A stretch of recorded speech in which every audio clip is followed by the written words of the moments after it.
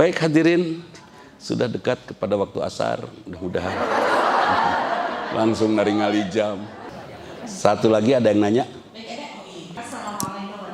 Waalaikumsalam warahmatullahi wabarakatuh. Ini berkaitan dengan motor dan simpen yang tadi itu. Dendam sih Ibu. Misalnya gini ya Pak Ustadz ya, kasusnya misalkan. Tapi ini bukan suami saya Pak Ustadz. Tuh. Ya suami orang aja. Ada seorang suami mau menolong temannya nih gitu, motornya. Saya mau pinjam uang, pinjam apa gitu. Tapi suami itu izin dulu gitu ke istrinya gitu. Cuman istrinya itu tidak mengizinkan gitu Pak Ustadz. Karena yang dikhawatirkan itu karena kayaknya ada tanda-tanda wanita ini si emeng dalam tanda kutip gitu Pak Ustadz, takut gitu. Pada akhirnya si istri ini tidak mengizinkan dan suaminya itu akhirnya tidak bisa membantu. Itu dosa nggak Pak Ustadz istrinya itu? Dosa. Dosa ya? Kenapa Pak Ustadz? Orang mau ibadah dicarekan.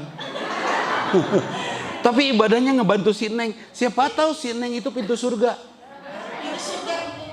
Untuk semua. Saya pernah memberi uang kepada janda cantik. Saya ditanyakan sama istri saya, kemana Pak Artos nak? Si ibu itu, oh ya kenapa? Kan dia janda sendiri, nggak ikhtiar, kasihan. Daripada dia pinjem ke rentenir atau dan lain-lain. Oke, setuju Pak. Bulan depan Umi yang ngatur, siap. Akhirnya diatur sama istri saya bulan depan. Akhirnya berbisnis dengan istri saya. Beres sampai dia nikah lagi, beres kan? Langsung aja main curiga ke si Neng teh. Ada pelakor, ada. Yang disebut pelakor ada nggak? Hei. Ya ada nggak yang disebut pelakor? Perebut laki-laki orang, ada nggak? Tidak ada. Wanita-wanita yang kalian sebut pelakor itu telah berjasa menyelamatkan suami kalian. Merolotot. Iya. Sampai suaminya diajak nikah sama dia. Dan akhirnya suami tidak berzina gara-gara dia, kan itu? Setuju? Urusan ridho itu bukan urusan kita, itu urusan Allah. Suami ibu teh milik ibu, milik Allah. Atos atuh. Gak usah ngomong. Tidak ada kewajiban bicara dulu sama istri pertama kok. Breng itu. Jadi menurut saya si Neng itu memberikan gerbang kesempatan baik untuk beribadah, tapi si ibu itu memulainya dengan suudzon, buruk sangka.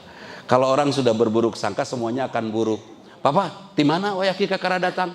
Leles, naon? Lilis. Leles. Lilis. Garut. Gendut. Salah deh. Lilis gendut. Kadung ora, nungora. Riweuh pan. Semua kalau diterjemahkan dengan telinga buruk sangka akan buruk jadinya. Buat kita nih yang hadir di sini semua, jangan ada lagi keburukan yang kita pandang, semuanya dibikin indah saja. Dan suami nggak akan kabur kemana-mana ketika kita tetap cantik dari hati ya. Sebut saja suaminya membantu si Neng itu. Dan ibu tetap manis, saya yakin ibu akan menjadi pilihannya. Bukan husnuzon, mencari langkah baik. Kita tetap ya harus pasti ini bahaya kan itu. Bahaya nggak ke si Neng itu? Bahayalah, pelan-pelan juga akan cikaracak ninggang batu, laun-laun banjir. Nah, jadi bahaya itu, bagaimana supaya tidak bahaya? Harus menemukan strategi, ya kan? Di antaranya, biar sama mama apa? Mama yang pinjemin sama dia. Neng, katanya pinjem ya ke suami saya 1,5 juta. Iya teh, nih dari 2 juta dari teteh ya. Iyalah, nggak usah pinjem. Pinjem nanti kudu mayar panggil deh jeung salaki aing. Bahaya. Nggak usah, kudu kan itu ya. Baik, berikutnya. Sama-sama. Bismillahirrahmanirrahim. Assalamualaikum warahmatullahi wabarakatuh. Waalaikumsalam warahmatullahi wabarakatuh. Ustaz, ini kebetulan ada saudara yang sebelumnya udah pernah curhat ke saya. Jadi saudara saya ini pernah memergoki suaminya handphone lah gitu. Ternyata isinya itu ada chat dengan perempuan lain. Tapi si saudara saya katanya ngomong ke saya, kok saya nggak ada ya, biasa aja. Cuma memang ngegebek ada, tapi nggak marahnya langsung ayah ini apa kayak gitu lah, gitu nggak ada.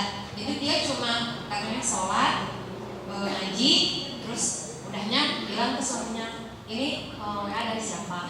Akhirnya si suaminya minta maaf, udah nih ceritanya clear, janji nggak lanjut lagi.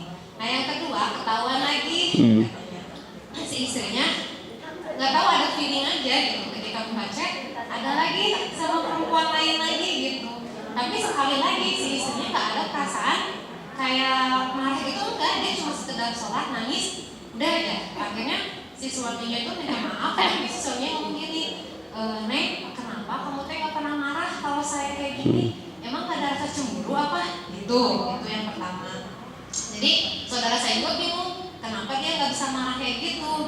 Nah yang ketiga kalinya kebetulan malah suaminya yang dapat si istrinya ada chat dari laki-laki lain. Nah si laki-lakinya mah murka, langsung gitu marah gitu sampai sempat mau ditalak gitu. Tapi jadi si istrinya bingung, saya waktu kamu ketahuan 2 kali chat itu saya nggak marah, tapi kenapa giliran aku ada chat sama laki-laki padahal nggak ada hubungan apa-apa, tapi si suaminya murka itu sampai mau menolak gitu. Yang mau saya tanyakan tuh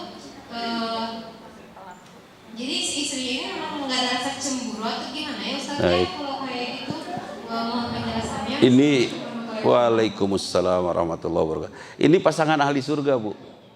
Suami cemburu pada saat istrinya ada chat biasa saja dengan laki-laki lain.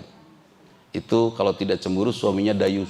Dayus itu bukan koruptor, dayusman, bukan. Gayus ya namanya, dayus. Nah, suami yang tidak cemburu melihat istrinya aneh-aneh itu dayus, tidak sah masuk surga. Suaminya marah besar dan itu. Dan istri, saya yakin istrinya suka sholat duha ya. Sigana masuk. Istri yang rajin baca Quran, sholat duha, insya Allah emosinya stabil. Itu. Bukan dia tidak marah, nyesek sih, tapi dia merasa bahwa asa perlu gitu. Tapi tetap ada godaan setan. Pas giliran ada laki-laki lain nyambangin dia layanin. Karena rasa kesal kepada suaminya. Ada godaan setan mah. Kenapa setan menggoda pasangan ini? Karena pasangan ini ahli surga. Terus apakah istri yang tidak marah ini tidak cemburu, dan tidak cemburu berarti tidak cinta? Enggak juga, karena ketidakcemburuan seorang wanita adalah surga. Surga. Ketika ibu melihat bapak satu beca berdua, ibu tidak cemburu. Ini ada jeng tukang beca maksudnya. Nggak akan bakal nanya, kenapa tadi sebeca berdua? Nyamannya orang nyupiran sorangan. Ya, ibu tidak akan nanya. Tidak cemburu, mungkin mempertanyakan hati-hati Pak. Kalau pakai beca, jangan duduk berdua di depan, satu yang ngabose. Manya ngageluyung kesana nyupir ayo, kan gitu. Jadi harus dikasih tahu, tapi tetap cemburu istri adalah dosa. Dan kebetulan ibu ini ahli surga, jadi oleh Allah dibimbing perasaannya. Saya yakin bukan hanya ibu ini, di sini juga banyak kok ibu-ibu yang sakit hati tapi teu amak.